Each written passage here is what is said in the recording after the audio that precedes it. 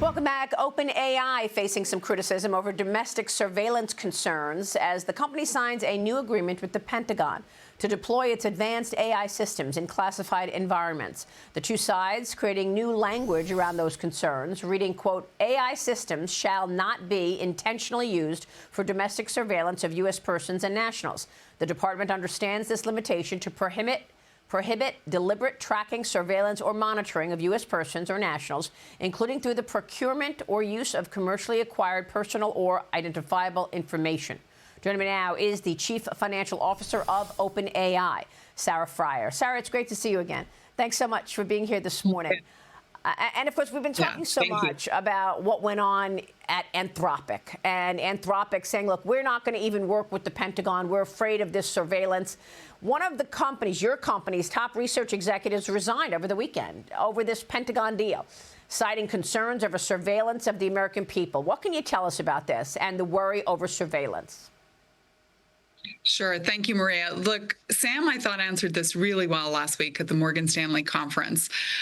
He started, and it's something I agree with, saying, look, we live in a society that is a miracle. And the reason it's a miracle is largely because of the democratic process.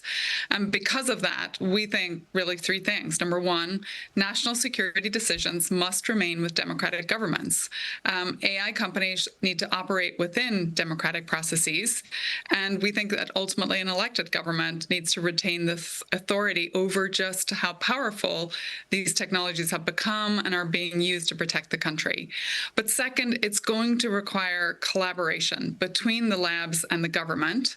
And because of that, we felt it was important that we set in place strong guardrails to make responsible collaboration possible. So in particular, as you've noted, clear red lines on no autonomous weapons, no domestic surveillance, and in fact, making sure that some of our people can be deployed into the government, fully badged, but forward deployed engineers from OpenAI to make sure it's happening appropriately. But most importantly, we view this as part of the democratic process. Yeah, and you think you can do that? Because, I mean, look, Sarah, the truth is the reality is there's surveillance in the world. I mean, I don't know who to worry about more. You know, the U.S. having surveillance or Beijing, because China is having massive surveillance programs throughout the United States, and that's no secret. We know that. So you believe you have come up with a good medium in terms of what can be done and what can't be done in terms of government and OpenAI's partnership? We do. And we've found, actually, working with the government, that they've been very constructive on this. And I think you go down the right thought path here on thinking about China. It's vital that the U.S. stay on the frontier, right? Leadership in AI comes down to compute, comes down to talent, comes down to infrastructure. And that's exactly what, for example, the big funding round that we just did is all about. Today, the U.S. has major structural advantages. We have the leading AI labs, we have the top chip companies, we have the strongest research universities, and we have the deepest capital markets. And when that ecosystem works together alongside the government, innovation accelerates. And the priority has to stay on execution. And that means building the compute backbone. That means deploying AI across the economy. It's making sure that we're driving GDP productivity. And then I think it also is about national security, too. When one side has stronger weapons than another, bad things can happen. And so we need to make sure that we in the U.S. have the right access. Yeah, I mean, on Friday, I made the point, you know, it's really scary to think that there could be domestic surveillance, massive domestic surveillance. But you know what's even scarier? China using domestic surveillance throughout America and deepening that. I mean, Beijing says it's accelerating its military technology and the use of AI on the battlefield. Talk to us about how the Pentagon contract will enhance America's military advantage over China and what specifically you want to see done and not done when it comes to AI uses on the battlefield, Sarah. Yeah, look, I think, first of all, to go up a level, AI has become a daily utility in our life, right? We're seeing across society, people are putting AI to work. It's happening in education, it's happening in healthcare, it's causing incredible breakthroughs in science. We're already seeing that. And the scale just tells the story, right? ChatGPT serves 900 million weekly active users, 50 million of them are subscribing because they see such benefit in that intelligence. Last week, we just deployed our most recent model, ChatGPT 5.4. It's our most capable frontier model. And it's really important that that model is available across all of these verticals, including the government. Our focus continues to be twofold. One, continuing to push the frontier on what AI is capable of, and two, turning it into capabilities and products that people everywhere can benefit from. And we want to make sure this breakthrough in this technology becomes very real for people, real economic value being created in the United States and across the globe. Yeah, no, and I love that, and I was going there next in terms of this launch, this new version of ChatGPT that you launched last week, the 5.4 model, promising sharper reasoning and improved accuracy, faster responses, and improved capability to tackle more and complex tasks. Congratulations on the launch, Sarah. But I mean, what I'm trying to understand better is, you know, this idea of autonomous weaponry on the battlefield, because I mean, to me, as a naive person in terms of all of this technology, I would prefer to see machines on the battlefield than humans. But the issues that Anthropic brought up was that, you know, the machines can just get too aggressive, I guess. Look, I think ultimately we're talking about technology that has become, you know, incredible in terms of its scale and its abilities. But this comes back to, how do we want our society to function? We believe strongly in the democratic process. And to that end, we believe strongly that you need to work alongside democratically elected governments. We know it's going to need collaboration. And in OpenAI, we wanted to actually take the baton and run towards this to say, okay, there is a way to do this within a framework that gets everyone comfortable. It's going to need close cooperation. And because of that, we want to make sure there are the right guardrails in place. And in particular, be clear on our red lines. No autonomous weapons, no domestic surveillance. And we think we've gotten to a place with the Department of War, with the government on this front, which allows us to keep coming back to, why are we doing all of this? We see it as a way to break through technology, to create real economic value for the United States, for the world writ large. And just some of the outcomes we're seeing at companies, breakthroughs in science, breakthroughs in healthcare, and just even how everyday consumers use this technology, right? Yeah. Today, if I put my blood test into ChatGPT, it can give me as good a second opinion as any doctor.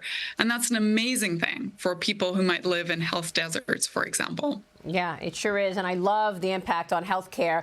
Talk to us about some of the deals you've done, Sarah. OpenAI and Amazon forming this new multi-year strategic partnership to bring new and advanced AI capabilities across the world.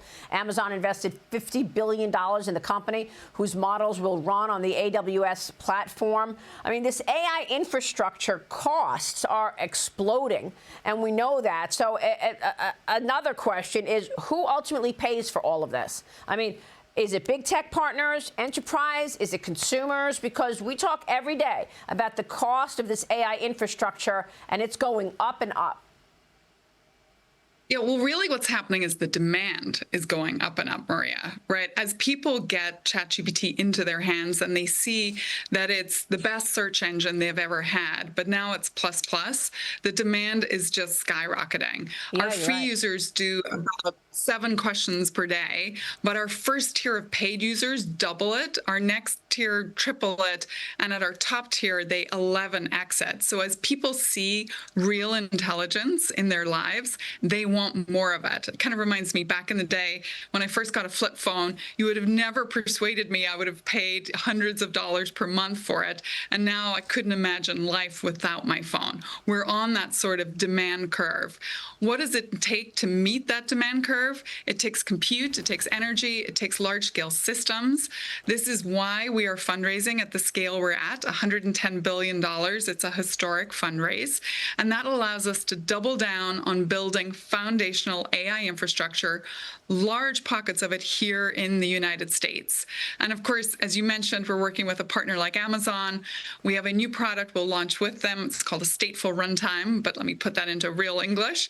Think about an assistant that's working with you. It retains memory. Imagine if you were working with someone and they had to start from scratch every time they spoke to you. You had to reintroduce yourself. In this case now, with the stateful runtime, you have a product going into enterprises that's going to help deploy agents. That means you can get so many tasks done across the enterprise, from R&D to places like finance and so on. I mean, Sarah, you are in this moment in time, which is incredible. I mean, that's why OpenAI has seen this surge in business, surge in demand, over $21 billion in revenue, 900 million weekly users, 50 million subscribers, 9 million business users. That capital raise, congratulations, $110 billion just in the latest funding round.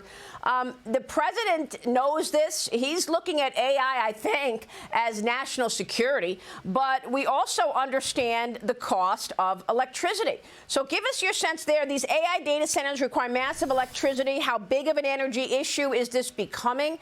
And what's your take on the president saying, look, when you've got your AI data center that you're building out, the cost is on you, whatever company that is? Yeah, look, we think that's very fair. And in fact, we stood up, I think now more than a few weeks ago, and said, we will make sure that electricity prices do not go up in places where we're putting data centers. In fact, we're proud to be putting infrastructure into the United States and building this backbone here. As I mentioned before, what has the United States really got going for it in AI in order to stay the frontier? We have the best technology, the best labs, we have the best chips, we have the power and the data center capacity, and we have the deepest capital markets. And that's what it's going to take to keep bringing this technology into the mass market. Think of it like electricity back in the day. You've just turned on the first light switch of the house, and you're trying to explain what else could we do. And you haven't even started to understand you're going to have a TV, you might heat your home, you're going to cook with this, all of the things that will come as more and more intelligence gets deployed. But you're right, we have to be responsible citizens, and we will continue to be. Sarah, do you expect, a lot of investors want in on this, do you expect the IPO to be this year? We are going to make sure that we're public company capable. It's good hygiene for a company to have all of the processes, the people, and so on in the right place on the back end. We want to keep building trust with our customers, building trust with our government, and so on. And so as part of that, certainly if you were a public company, we would welcome the scrutiny that we'd get from bodies like the SEC. That said, you never know when a market is going to be ready for you, or if you're going to be ready for it. And the great news about raising $110 billion, maybe a little bit more right now as we bring in financial investors, is we have de-risked a lot of that process. So it puts us into a real position of strength. So I think that was a yes. I'm just kidding. I'm just kidding. No comment on a date. I got you. Sarah, real quick before you go, real quick, do you want to say anything about jobs? You've got colleagues out there saying that 50% of white-collar jobs are going to be automated within 1 to 3 years. Not colleagues at OpenAI, but Anthropic, Microsoft, talking about all these jobs going away. And you say? I say jobs are going to transform. I don't want to be completely Pollyannish about it. Let's be honest. Every technology wave has put some jobs, to the side, and I think AI is going to be no different. That said, I do think that it will also create a lot of net new jobs that we can't even imagine today. It's why we've been investing in our jobs platform. We announced that back last September. Why we've been investing in curriculum and helping people upskill and and reskill themselves. It's why we're investing at the school level. For example, the government of Estonia has ChatGPT wall to wall across all their high school students.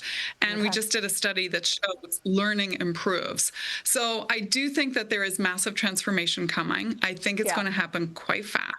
And it means we as a company, as a government, as all of the institutions around AI, we have a responsibility to make sure people make this transition.